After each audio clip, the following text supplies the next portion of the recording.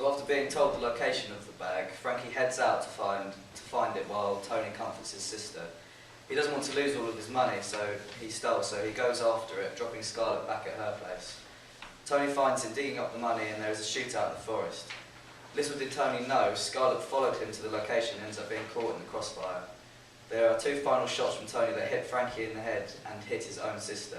Laying in the mud, the sister dies in Tony's arms and he is left with the stolen safety deposit boxes, unsure what to do next. The film ends with the sister dead in his arms, the driver dead in the background, and police sirens sounding as it fades to black and he is left in complete pandemonium.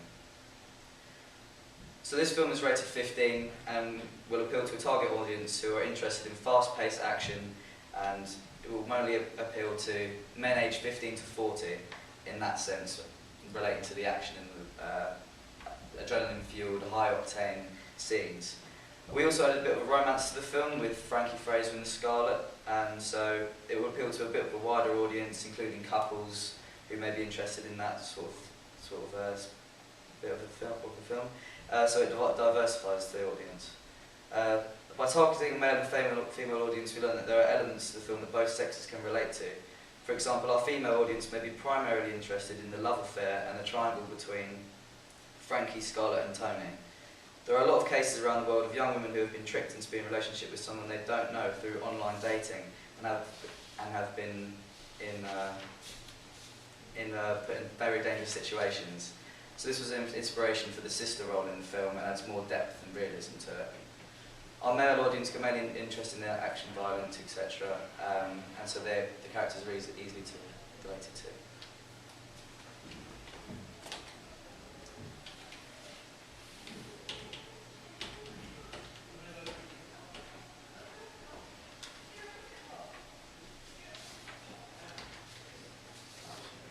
Okay, so main locations. For the bank heist, we'll use a bank in either Brighton or Hassocks.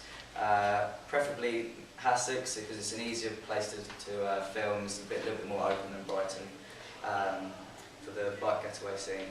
The forest we'll use is either Butcher's Wood in Hassocks or Brighton Racecourse, which can be good for wide establishing shots, so showing the relationship between the driver and the protagonist, how their relationship is shattered through all the leaves on the floor and cracked wood and stuff. So that could be useful for the scene. Also the restaurant scene with the sister and the driver and Tony. We're going to use the Pur restaurant in Hurstpier Point, which is a curry house. We're going to ask if we can film in there, which I'm sure they'll be happy about, a bit of advertising for them.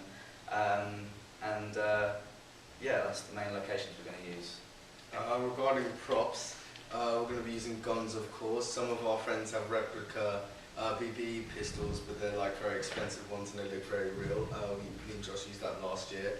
We're using getaway cars as well.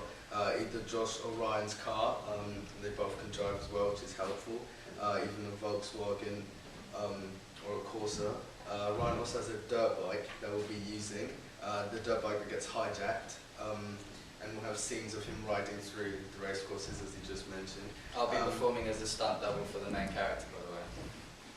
And like Josh was talking about, or Ryan, I can't remember, about masks as well, superhero masks. So we'll just buy those on Amazon or find somewhere, and a duffel bag that the money or safety deposit goods will be stuffed in, and of course a shovel for when he's trying to bury it. So for the lighting for our film, during the robbery, we're going to film in dusk because this is often a time when the streets are quite empty and also set the mood for the scene. During the shootout, we're going to film that when it's hopefully when it's raining, and also when it's dark because this will set quite an eerie atmosphere.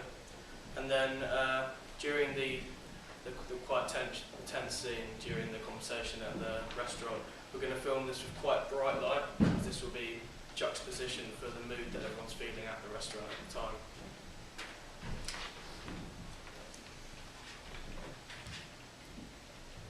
So for some of the shots, we were going to, for Woman with the Bow and Arrow at the moment, mid-shots show guns being aimed at each other during the shootout.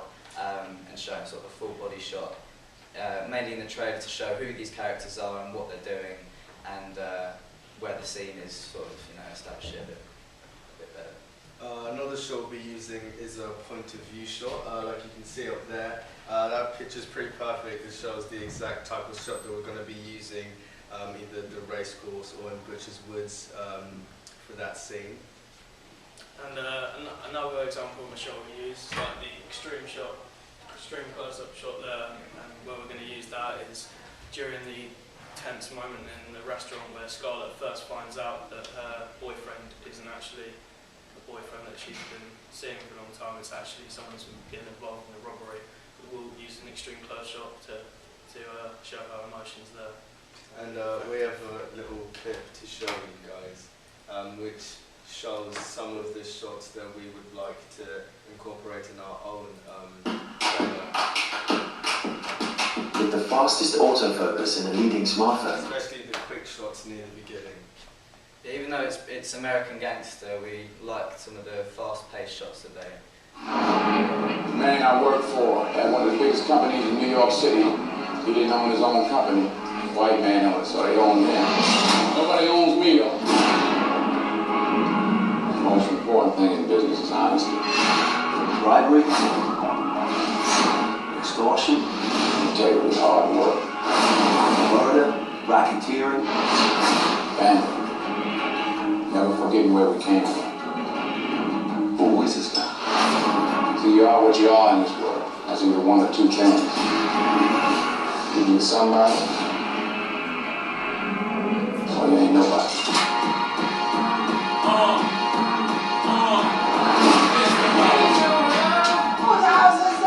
That is your house, my son. What you got on the front will be you. My investigation indicates that Frank Lucas is above the mafia.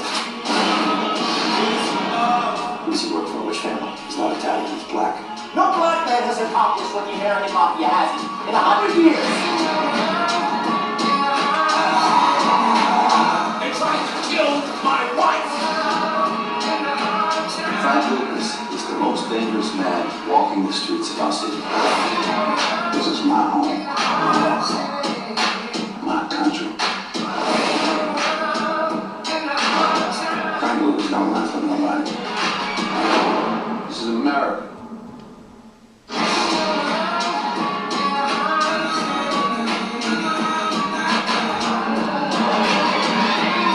So lots of our inspirations come from that, and we're going to do a British representation of that. Yeah, we like the scene where they're sort of talking, brief narrative where it switches back to other shots of car chases and guns going off, and there's a brief narrative going on. So we wanted to do that sort of storyboard in our presentation.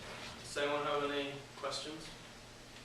Well, we've got just one more slide. Just sound mood board. We're just gonna say a lot of the shots, or the sound we're going to use mainly non-diegetic. I mean, we can first of all, diegetic sounds from the motorbike would be used in a car park, quite loud, used quite well.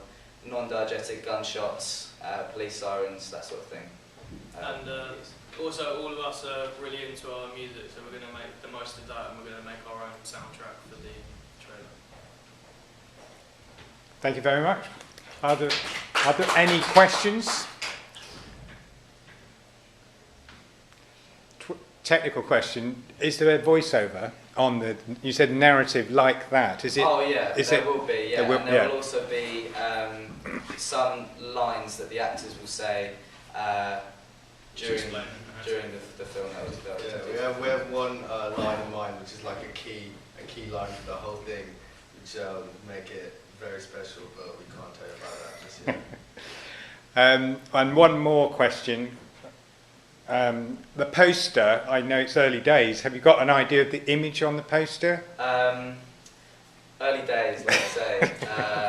Is it character-led or is it... It's fairly it's quite character-led. The three main characters may be involved in it. We haven't thought of that completely yet, but it will look good. And we're all into art as well, so we'll be making that as well. Yeah. Okay, thank you very much.